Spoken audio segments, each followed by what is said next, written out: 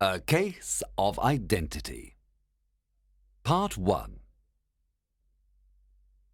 "My dear fellow," said Sherlock Holmes as we sat by the fire in his house at Baker Street. "real life is infinitely stranger than anything we could invent. We would not dare invent things which are commonplace things of life.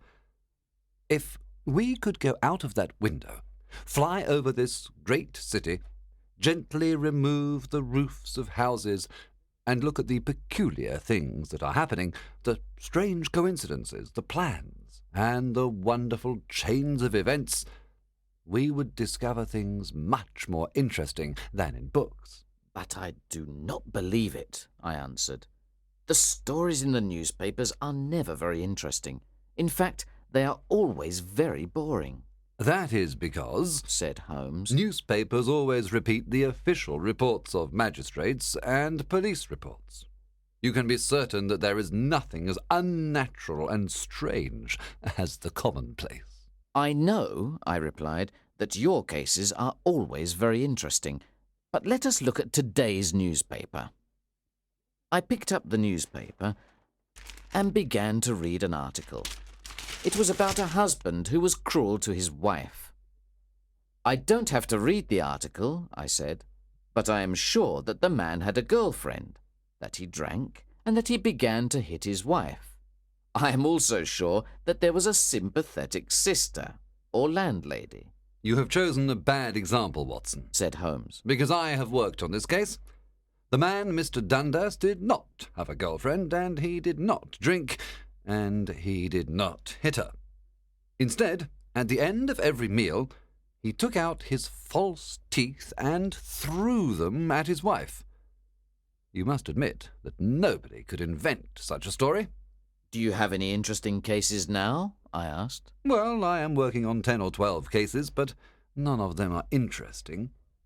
They are important, you understand, without being interesting. I have found that unimportant matters are usually more interesting. If there is a big crime, the motive is generally obvious, so they are generally not very interesting. But I think I will have an interesting case in a few minutes." Holmes was standing at the window and looking down at the dull, grey London streets. There was a woman standing in the street. She was moving her hands nervously. It was obvious that she could not make up her mind. Then suddenly she ran across the road and rang Holmes's doorbell. "I know those symptoms," said Holmes. "When a woman hesitates like that on the pavement, it means that she has a love problem. She wants help, but she thinks that her problem is too delicate to communicate. But when a woman does not hesitate and rings the doorbell hard, it means she was seriously wronged. In this case, this woman is confused and perplexed, and wants an explanation." As Holmes was speaking, the servant announced Miss Mary Sutherland. She was a large woman. She wore a hat with a red feather, a black jacket, a dark brown dress, and grey gloves. She also wore small, round gold earrings. When Holmes saw her, he said, "Isn't it difficult for you to type with such bad eyesight?" "I thought so at first, Miss Sutherland replied. but now I can type without looking at the keys." Then she looked surprised and frightened when she understood that Holmes already knew so much about her. "How do you know that?" asked Miss Sutherland. "It is my business to know things," said Holmes, laughing. "If I could not see these things, why would people come to me? In any case, I can see the marks of the glasses on your nose." "I have come here she said. because I want to know where Mr. Hosmer Angel has gone." "Why did you come here in such a hurry?" asked Holmes. Once again, Miss Sutherland looked very surprised. Holmes then explained that her boots were not the same, and that they were not completely buttoned. "Yes, I did hurry out of the house because I was angry at Mr. Windybank, that is my father, He did not want to ask the police about Mr. Angel. He said that nothing bad had happened. This made me angry, so I came here to see you. Your father? Said Holmes. He must be your stepfather, because his surname is different from yours. Yes, my stepfather. I call him father, even though that seems strange to me. You see, he is only 5 years older than me. And is your mother alive? Asked Holmes. Oh, yes, mother is alive and well. Answered Miss Sutherland. But I was not happy when she married Mr. Windybank so soon after father died. Also, Mr. Windybank is 15 years younger than mother. Father was a plumber and had a good business, and when he died, mother continued the business.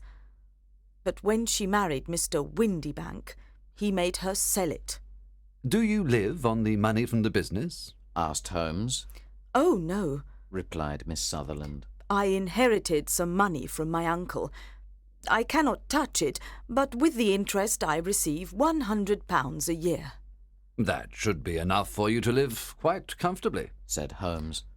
I give that money to mother, and I live on the money I make typing, she replied. Now, can you tell us about Mr. Hosmer Angel? Asked Holmes.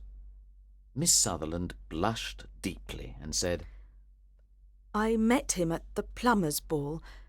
They used to send tickets to my father when he was alive, and after he died they sent them to my mother.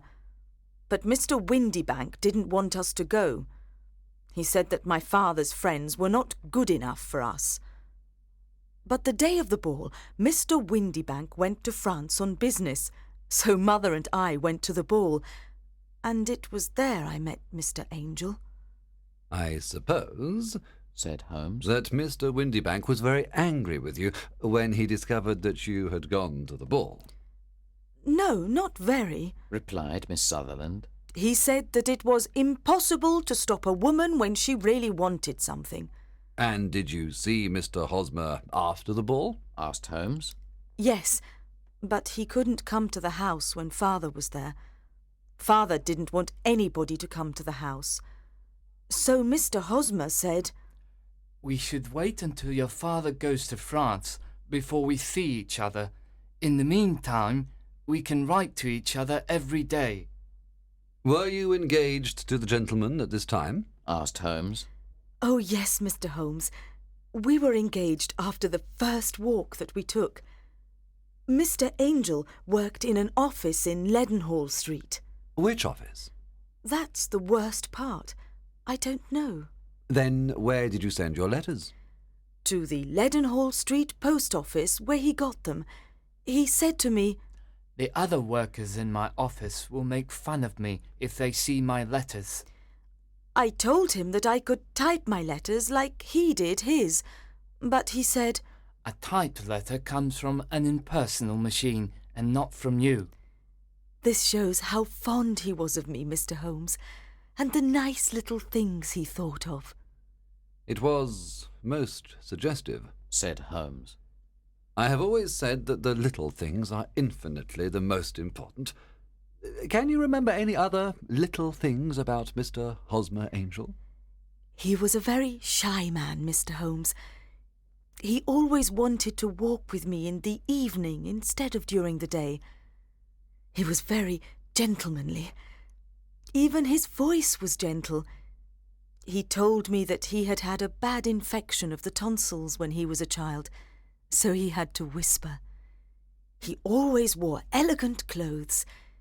His eyes were weak, just like mine, and he wore dark glasses against the sun. Well, what happened when Mr. Windybank returned to France? Asked Holmes. Mr. Angel came to my house and said that we should get married before father returned. He was very serious and said, Put your hand on the Bible and promise me that you will always love me. Mother agreed with him. Mother liked him from the beginning, and liked him even more than I did. When they started talking about our getting married within the week, I asked them if I should ask Father first. They said no. I, however, did not want to do anything in secret, so I wrote to Father at his office in France. But the letter came back to me on the very day of the wedding. It missed him, then? Yes, sir. He had started back to England just before the letter arrived in France. Ha! That was unfortunate. Your wedding was planned, then, for the Friday of that week. Was it to be in church? Yes, sir, but very quietly. On the day of the wedding, Hosmer came in a hansom to take Mother and me to the church. But since there were two of us, Mother and I went in the hansom, and Hosmer took a cab. We got to the church first, and when the cab arrived, we waited for him to come out. But he never did. The cabman said that he could not understand what had happened to him. I think that you have been very badly treated, said Holmes. Oh, no, sir. Hosmer was too good and kind to leave so. Why, all morning before the wedding he said to me, "If anything happens to me, you must always love me. You must wait for me. I will return to you."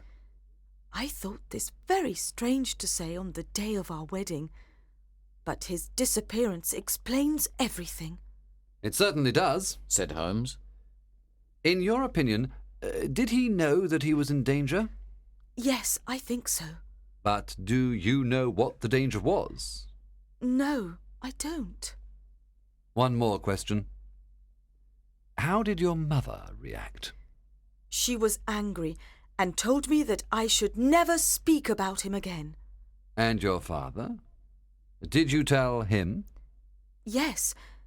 He said, "Something terrible has happened to Hosmer, but he will return." I agree with my father. Why would Hosmer leave me? After all, there was no money involved. Hosmer did not borrow money from me, and I never put the money which I had inherited in his name, so he did not take my money and leave. Then she pulled out a handkerchief and began to cry. I will try to solve your problem, said Holmes. But don't think about it any more. Forget about Mr. Angel. Do you think that I will ever see him again? No, I'm afraid not. Then what has happened to him? You will leave the question with me. Now, I need some of Mr. Angel's letters, a good description of him, and also your father's address. I never had Mr. Angel's address, said Miss Sutherland. But here is Mr. Windybank's address. He works for a wine importer. Here is the advertisement with a description of Hosmer that I put in the newspaper, the Chronicle. Miss Sutherland then left, but before leaving she said, I will always wait for Hosmer Angel to return. Part 2. When she had left, I asked Holmes about the case. The young woman is quite interesting, but her little problem is not very difficult or unusual. Would you mind reading me the description of Hosmer Angel? I then read it to Holmes. Missing, a gentleman called Hosmer Angel. About 5'7" tall. He's strongly built with black hair, black sideboards and moustache. He's a little bald in the centre. He wears dark glasses and he's got a speech defect. He has got a sallow complexion. He was wearing a black coat, black waistcoat, grey trousers and brown boots.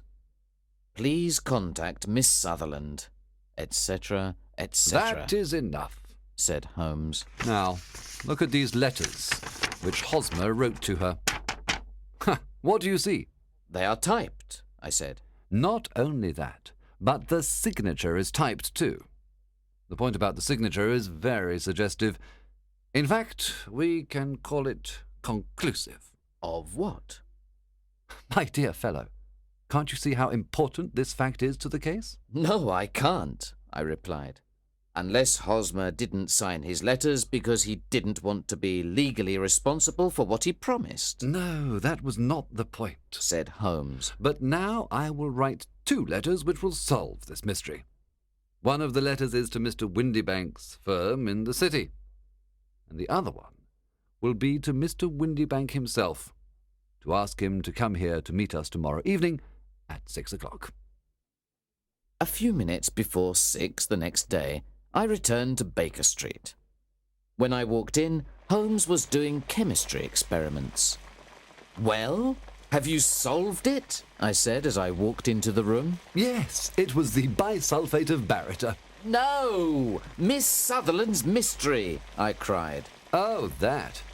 I thought you were asking me about the chemistry experiment. There was never any mystery in the matter. The only problem is that the scoundrel did not do anything illegal, so he can't be punished.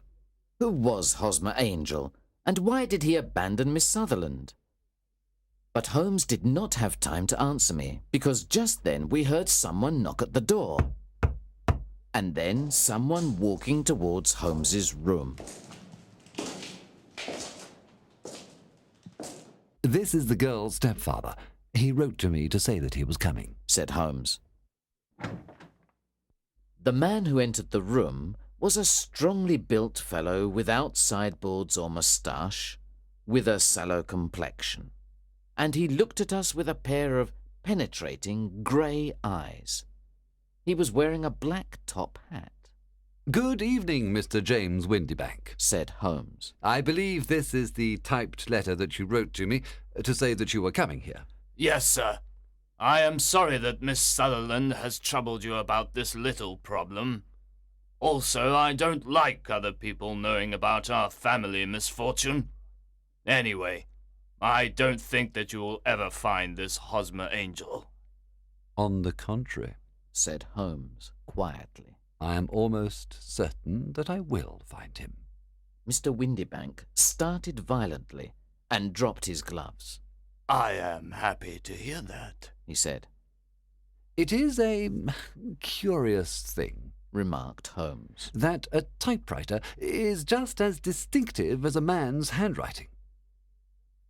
For example, in this letter of yours, I can see that this part of the R has a slight defect. There are also 14 other characteristics of your typewriter. We write all the letters in the office with this typewriter, said Mr. Windybank. And now, continued Holmes, I will show you what is really very interesting. In fact, I'm thinking about writing a book on the typewriter and its relation to crime. Mr. Windybank jumped out of his chair and picked up his hat. I cannot waste time over this ridiculous talk. If you can catch the man, catch him, and let me know when you have caught him. Certainly, said Holmes, walking over to the door and locking it. I let you know that I have caught him. What? Where? Shouted Mr. Windybank, becoming white and looking around like a rat in a trap. You can't get away, Mr. Windybank, said Holmes. This case was really very easy. Now, sit down and we can talk about it. Mr. Windybank fell back into the chair. I did not do anything illegal, he stammered. I am afraid that you are right. But, Mr. Windybank, it was a cruel, selfish, and heartless trick. Now, let us look at what happened, said Holmes. Then Holmes sat down and began to talk. The man marries a woman older than himself for her money. He can also use the money of the daughter as long as the daughter lives with him and the mother. The daughter has a lot of money, so it is important not to lose it. But the daughter is friendly and affectionate, so it is clear that she will soon find a husband. At first, this man tells the daughter that she cannot go out, But this will not solve the problem forever. Then one day the daughter says that she wants to go to a ball. What does the clever stepfather do then? With the help of the wife, he disguises himself. He wears dark glasses and puts on a fake moustache. Then he changes his voice and speaks very softly. He is even more certain that his plan will work because the girl is short-sighted. Then at the ball, this man keeps away other lovers by becoming the girl's lover himself. It was just a joke at first, groaned Mr. Windybank. We didn't think that the girl would fall in love. Yes, that is probably true, continued Holmes. But the girl really fell in love, and you decided to take the situation to the extreme.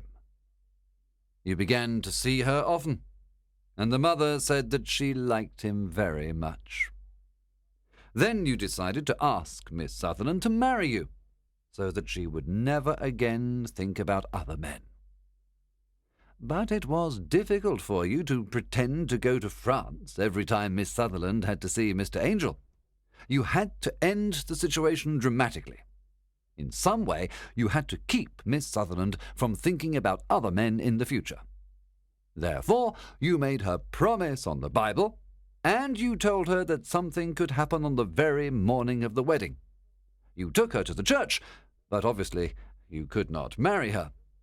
You disappeared by using the old trick of entering one door of a cab and walking out the other. I think this is the chain of events, Mr. Windybank.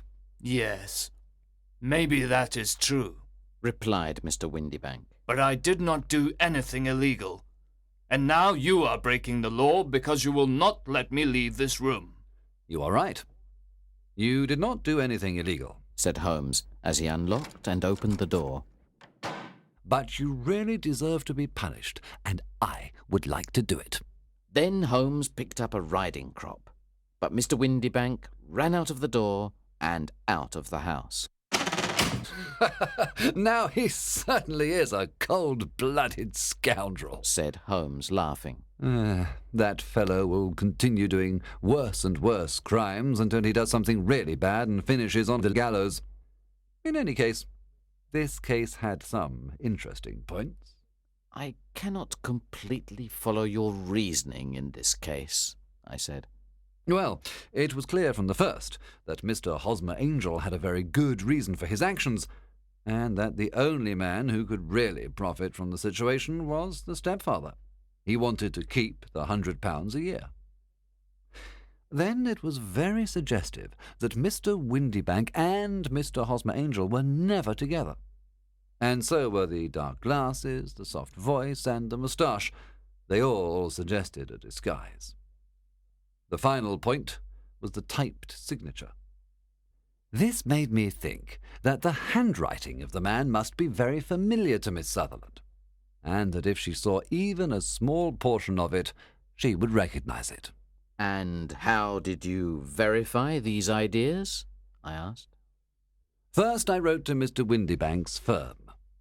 In the letter, I described Mr. Angel after I had eliminated everything that could be a disguise, like the glasses, the moustache, and the voice, and I asked them if they had an employee like that. They wrote back to me and said that I had described Mr. James Windybank. Then I wrote to Mr. Windybank to invite him here, and as I expected, he typed his reply to me. Then I compared his letter with the letters of Mr. Angel. Voilà tout. And Miss Sutherland? I asked. If I tell her, she will not believe me, replied Holmes. Maybe you remember this Persian saying, "It is dangerous to take a tiger cub from its mother, and it is dangerous to take a delusion from a woman."